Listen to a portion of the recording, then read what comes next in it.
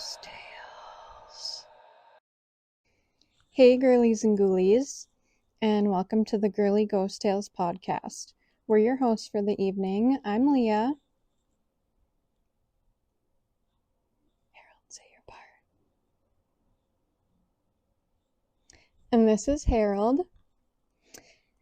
And this is a supernatural podcast about ghost stories, ghost hunting, conspiracies, witchcraft, haunted objects, places, even people, and everything in between with a little bit of girl talk mixed in. Harold. What more could you ask for? Tonight is a little bit different, as you can see.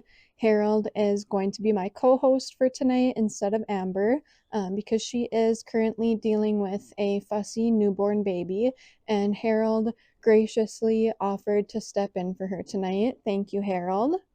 From ghostly imaginary friends to kids remembering terrifying past lives, tonight we're diving into the strange world of creepy kids. And because tonight's episode is all about creepy kids, it kind of felt fitting to have Harold here. And no, I'm not saying you're a creepy kid, Harold. It's just some people think he is very creepy. So we are going to share some stories with you about some creepy kids. To the grave we go. Okay, Harold, do you want to start or do you want me to start? Okay, yeah, I'll start. They're supposed to be innocent, sweet, blank slates, but sometimes children say things they shouldn't know. Sometimes they see things no one else can, and sometimes they do things no one wants to believe. The following are true stories about creepy things that creepy kids have said or done as told by their relatives. We'll start with a story by Cal Groch. She said, I was visiting family for winter break in Los Angeles. This was about 5 years ago. I was heading to the bathroom on the second floor of my aunt's house when I saw my cousin April on the stairs. April was 4 and very animated. She was busy making funny faces while sitting on the stairs. I asked her what she was doing, and she said, I'm copying the lady with the braid. I looked around, and there was no one else but us. I asked, Where's the lady, April? She pointed to a beam running parallel to the stairwell. I asked, April, what is the lady doing? She said, Making funny faces. I smiled and started walking up the stairs again when April said something that stopped me in my tracks. April, her braids is around her neck. I turned back and asked April to repeat herself. April pointed. The lady is hanging by her braid. She's making funny faces. Then April started making a face, which I then realized was someone gasping for air. Yikes. Am I right, Harold? That one really creeped me out. What would you guys do if that happened to you? I really don't know what I would do. I know that I would probably leave the house and not want to go back in there, though. What about you, Harold? Let's try the next one. The question that prompted this story was, what is the scariest thing a kid has said to you? 2 years ago, I was looking through my elementary school yearbook with my 5-year-old cousin when we were at a page with a second grade class. She pointed to a boy's photo and said, That looks just like Nicholas. When I asked who Nicholas was, she said, The boy in my closet, and kept on looking through the pictures. I almost died. That was another creepy one, right? Does that creep you out? No? Well, this next story is submitted by Sorrowed Outlaw. When I was about 16, my little bro, who was 6 at the time, started telling me about a rabbit who would come and visit him. I blew it off thinking it was his imagination. The next few days, it's all he talked about. how the rabbit would open a hole in the wall. He said he left his body and went through the hole, and the rabbit showed him places and told him things that when he got back he couldn't remember. I just told him he is probably dreaming all this up. Well, that night, there was scratching on the wall in my room.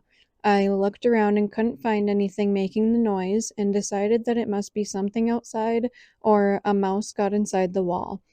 Well, it just got louder and louder until finally I got dressed and went outside. Nothing was there. I went back in my room where the scratching was still going on. I hit the wall a few times, hopefully scaring away the rodent. It stopped for a few seconds and then continued. It kept going until around 3 a.m., then it stopped completely.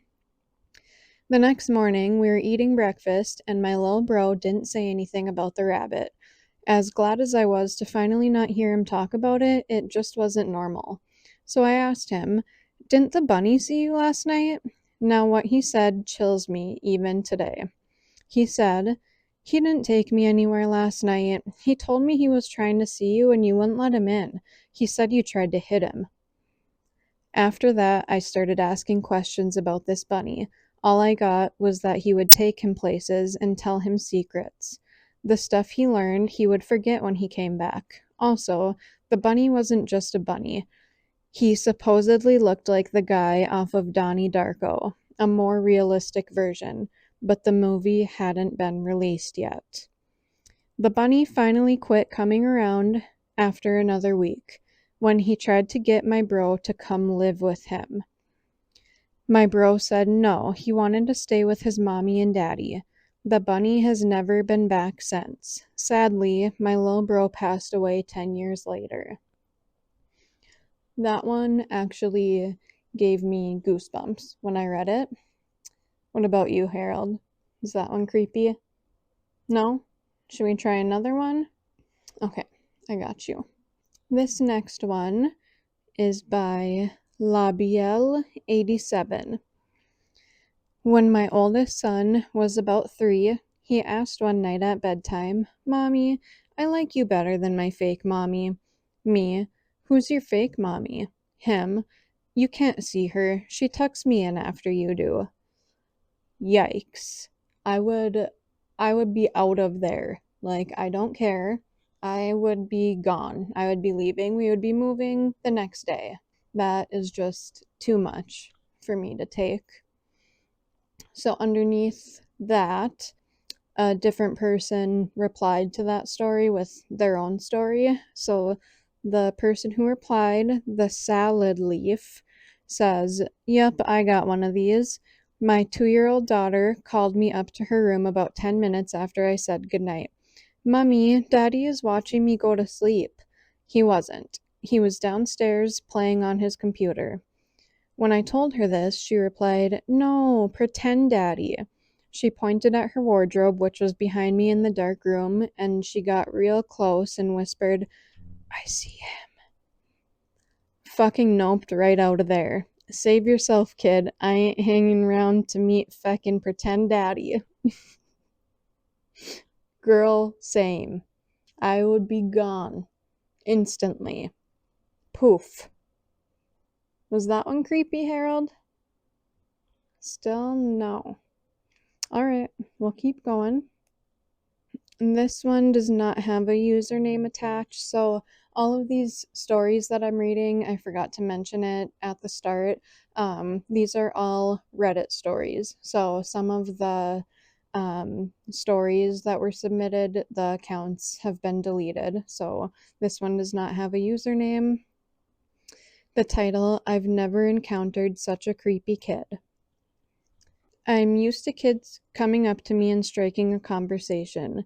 I'm really good with kids, honestly, and I really do adore them, but this one kinda makes an exception. It happened earlier today, less than an hour ago. My parents took me with them to another city to attend a seminar at a hotel, and I wasn't allowed inside the room they were in because I was wearing casual clothes. I chose to stay at the hotel's lobby because there was 2 computers there, and I figured that maybe I should get some work done. It was fine for a while till this kid who looked to be around 7 or 8 approached me. She looked like a sweet kid, so I didn't mind talking to her at first. She talked to me about her name and all the stuff kids usually talk about. She then suddenly asked me, "Do you want to come with me to meet my mom at the cemetery?" I was shocked and I didn't know how to respond. I somehow mustered up the what? And she repeated, "The cemetery," with full emphasis on cemetery, while looking me dead in the eye. It was creepy, but I chose to laugh awkwardly and not answer. It was quiet for a while, then she talked again. This time she said, "Do you know when you'll die?" I was startled by her question, but I managed to answer, "Oh, we don't know when we'll die, so I don't know when I'll die either." To which she responded, "I know when you'll die," with a face that looked like she wanted me dead. Kids don't creep me out, but this one just terrified me. Honestly, that would terrify me too. And for some reason, I believe the little girl. I believe that she did know when this person would die. So I'm wondering if the person who submitted the story, if she asked the little girl, "When am I gonna die?" But it doesn't sound like it. But I don't know if I would want to know when I was gonna die either. But at the same time, that's such a crazy thing for anyone, let alone a kid, to say to you, "I know when you'll die." That one really creeped me out too. What about you, Harold? No? We'll try another one. This next story is called "My Toddler Sister Sees Spirits," submitted by Mississippi Hippie. She said, "Bear with me, I'm typing this on my phone. Since my sister was born, she's been scared of the dark. At only a couple of weeks old, she would scream when we turned the lights out until we turned them back on. And when she was old enough to talk, we discovered why. Now, at 3 years old, she is fluent enough to tell us exactly what she sees, and this is where it gets scary. First instance, she wouldn't go to sleep one night, and my mom asked her what was wrong. Her response? "The black shadow people want to cut off your hand, and I have to make sure they don't." This same thing ended up happening several times. The second situation will need a backstory. I'm 21. My grandparents bought the land they and my mom built homes on when I was 5, so 16 years ago. The land was bought from a man named Cooney. Mr. Cooney was a creepy old man, at least I thought so. I always feared him as a child, as I had heard stories that he had killed his wife and daughter by setting their home on fire, and I also heard he killed his stepson and buried him on our property. Yikes. The stepson has been missing for 20 plus years with no trace of him. So when I was 10, 11 years ago, Mr. Cooney was in a car accident which resulted in the loss of his life. Cause of death? His head was literally smushed. Okay, now back to the story. Not too long after my sister's second birthday, we were all at my grandmother's. She looks up to the top of the stairs and screams. We all get a little nervous and ask what's wrong. Her response? "Oh, never mind. It's just Mr. Cooney. He scared me at first. He's got blood and stuff all over his face." Mind you, no one ever talks about this man. Respect the dead. My question is, how did a 2-year-old notice a man that had been dead for 8 years when she was born? That's not even the craziest thing. Recently, she's been seeing a little girl named Callie. Callie lives in the woods behind our house, according to my sister. We have a large creek behind our house, and she knows not to go around it or the Wampus cat will get her. This is a story my grandma has told all of her grandkids to keep them away from the creek. My mom woke up when she heard the door trying to open at 3 a.m. She looked around and my sister was out of the bed. She snuck in the living room to see what my sister was doing. "Callie, you're so funny," is all she heard as she realized my sister was trying to unlock the door. "Faith, what are you doing?" is what my mom yelled. "Oh, it's okay, Mama." Callie just wants me to go to the creek with her, was my sister's response. A few weeks passed with no talk of Callie, and my mom assumed it was just an imaginary friend, until one night. My mom was outside building a toy box and looked up to see my sister standing in her swing. "Faith, you're gonna fall," she said. Faith's response gives me chills to this day. "It's okay, Mama. Callie is teaching me how to do it like she does it. Don't you see her?" My mom looks at the swing next to my sister and sees nothing. She stares a little longer, and the swing starts swinging full force. You can see what looks like indents where a hand would be on the rope. Mama immediately got Faith and took her inside. Most recently, Mama caught her talking to an invisible force on camera. She talks, then waits for a response, and then talks again. This goes on for about 2 minutes before my mom asks her who she's talking to, and she stops talking completely. And that is where that story ends. I think the creepiest part about that is that it seems like Faith, obviously she can see spirits. I do believe that. It seems like Callie is probably not a positive, good spirit. First of all, because it was at 3 a.m. that the mom woke up and heard Faith trying to go outside. Second of all, because Faith said Callie wanted her to go to the creek with her. So my thought is that Callie is either a bad spirit that's trying to kill Faith and trying to lure her to go to the creek where she knows she shouldn't go. And since she's so young, she probably most likely cannot swim yet, so she probably would end up drowning if she went down there unsupervised.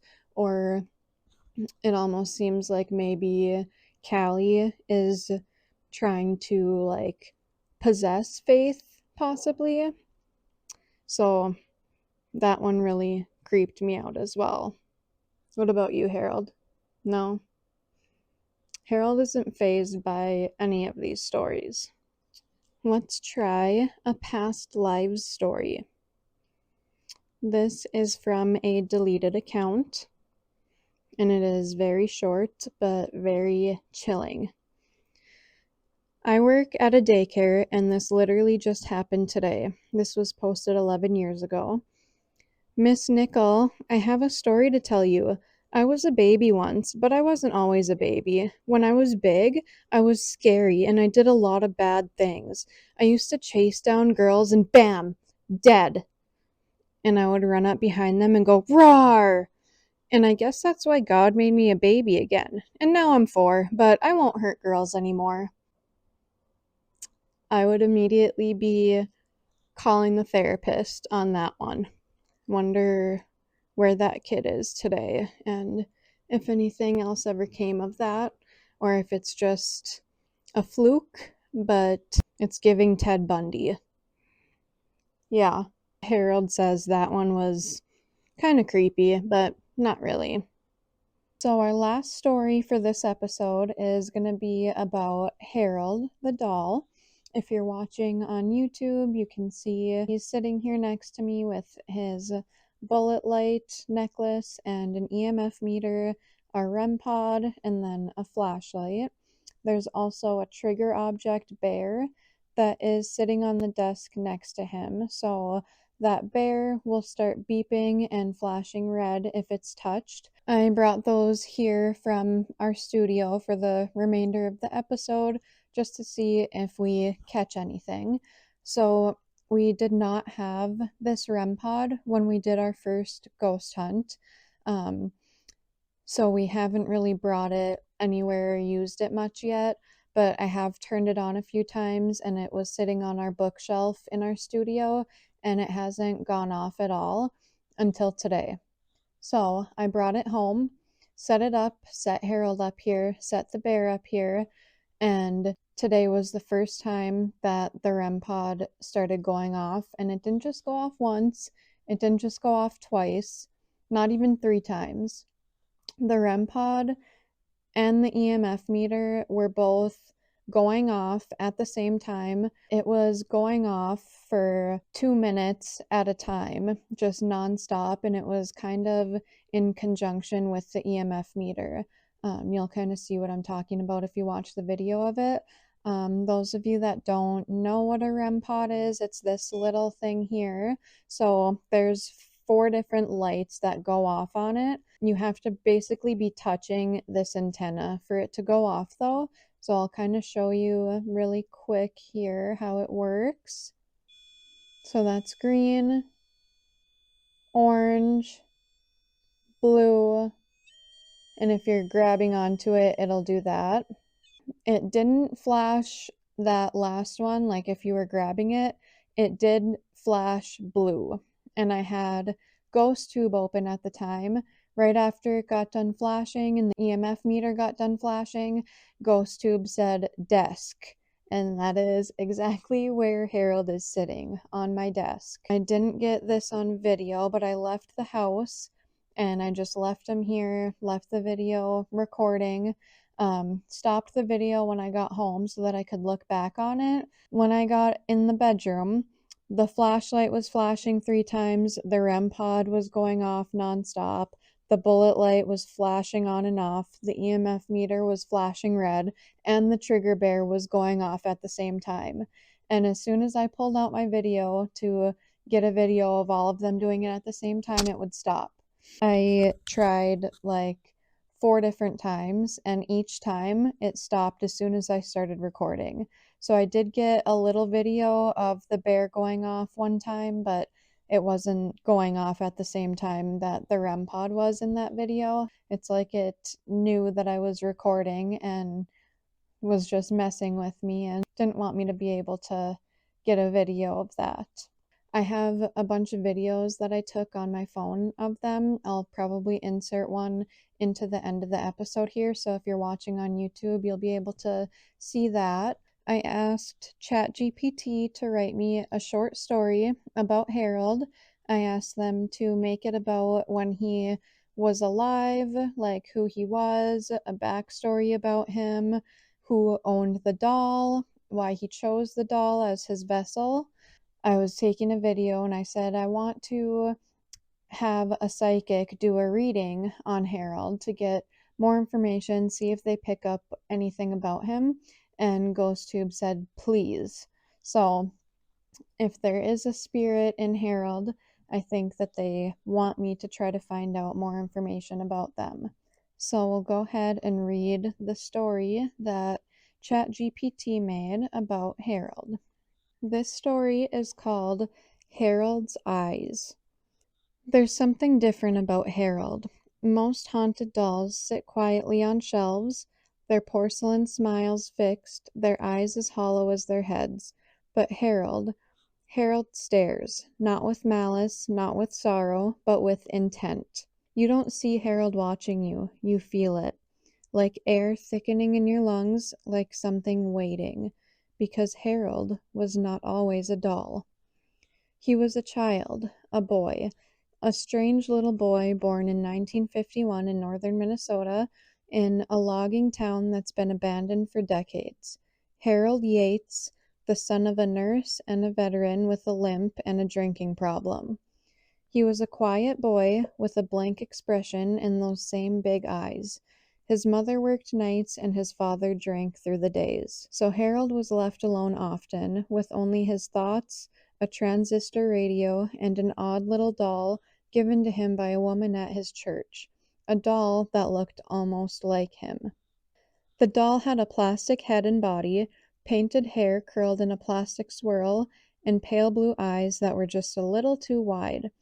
Harold named it Brother. He said he could talk to him. He wasn't like other kids. While others played tag, Harold collected dead birds in jars. He once told his teacher that worms whisper secrets if you bury your ear close enough. By age 9, Harold rarely spoke to people at all, just the doll. His parents didn't notice until it was too late. In October of 1960, Harold and his doll were both found at the bottom of an old cistern in the woods. A search party had been looking for 3 days. The ladder inside had snapped, but what disturbed everyone was the way Harold was found. He was clutching the doll, arms tight around it, his eyes wide open, face turned toward the dark as if he'd died mid-sentence. The medical report said accidental fall, but his mother always said something different. "He didn't fall," she'd whisper. "He crawled in, and he took it with him." The doll, somehow, was unharmed. Not a crack, not a scratch. Harold's mother kept the doll, clutched it like a relic of her son, but she never spoke to it, never touched it. Eventually, she locked it in a cedar chest, nailed it shut, and warned her niece, "Never open that box. That's where he lives now." But you know how stories go. The box was found in an estate sale decades later, and the doll eventually made its way here, to me. Harold isn't just a trapped soul. He chose this vessel because it looked like him, because it was his twin in plastic. And now he is the doll. He's not evil, but he's not good either. Harold doesn't see morality the way we do. He's a child mind stuck in death, with too much time and too little guidance. What does Harold want? To be understood, to be seen, and maybe to never be alone again. That's the thing. If you speak to him, he might respond. But he doesn't like being ignored. And if he likes you, he might follow you home. He moves at night, not like Chucky, no jump scares or running footsteps, but lights flicker. The REM pod pings for no reason.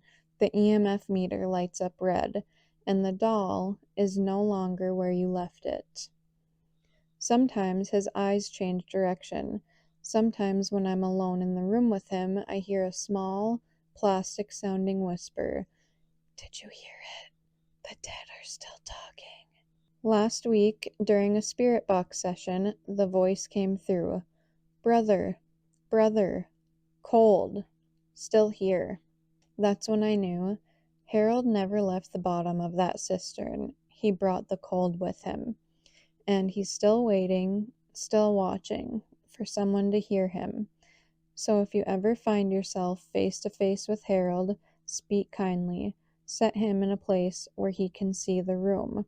And whatever you do, don't look away when he stares, because Harold doesn't blink, and he's already decided whether or not he likes you.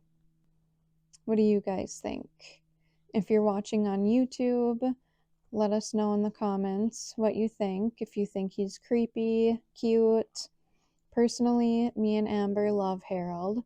We don't get a bad, negative energy from him like some of our other dolls that we have on our bookshelf. I just feel a calming, protective presence when I'm around him. Here are some clips of the REM pod going off and the trigger bear going off.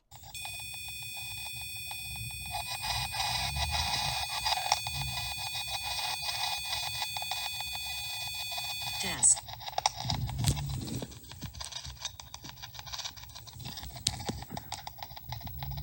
Yep, you're on the desk.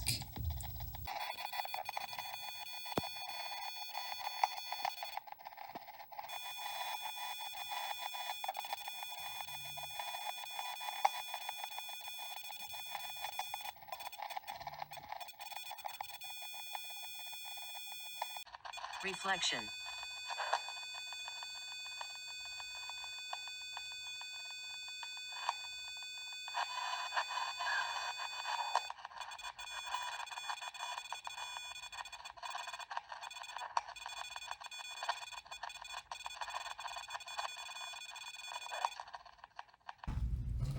Tell the truth. Got you on camera. Thanks, girlies and ghoulies, for joining us. Those were some terrifying tales, but hopefully not too scary, because we want you to join us again next week when we'll be swapping stories about haunted dolls. Trust me, you don't want to miss it. We are on Patreon. For $5 a month, you'll have access to all episodes 1 week early, behind the scenes footage, our live full moon ghost hunts during every full moon of the month, our haunted doll segment, Tarot Tuesdays where we do readings and share ghost stories, and automatic entry into a monthly Girly Ghost Tales giveaway. Make sure to follow us on Facebook, Instagram, TikTok, and YouTube. And please email us your ghost stories and anything paranormal at girlyghosttales@gmail.com. New episodes release every Friday at 6 p.m. Central Standard Time. So until next time, and remember, if you hear a whisper in the dark, it's probably just us. But just in case, keep your lights on and your doors locked, and remember, the veil is always thinner than you think. Good night.